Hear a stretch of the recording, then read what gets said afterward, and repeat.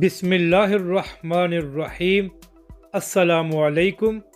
تحریک لبیک کا شاندار کارنامہ اور بڑی کامیابی ختم نبوت کے حوالے سے بڑا کام کر دیا۔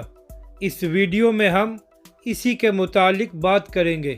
ناظرین کرام، مفتی قاسم فخری صاحب تحریک لبیک کے سندھ اسمبلی میں پارلیمانی لیڈر ہیں، اور جب بھی سندھ اسمبلی میں کوئی معاملہ ہوتا ہے تو مفتی صاحب بھرپور انداز میں آواز کو بلند کرتے ہیں۔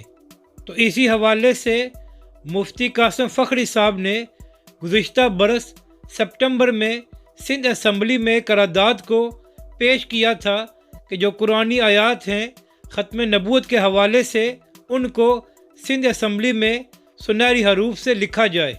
تو اچھی خبر یہ ہے کہ مفتی قاسم فخری صاحب کی قرارداد پر عمل کرتے ہوئے قرآنی آیات کو جو ختم نبوت کے حوالے سے ہیں ان کو سندھ اسمبلی میں لکھ دیا گیا ہے۔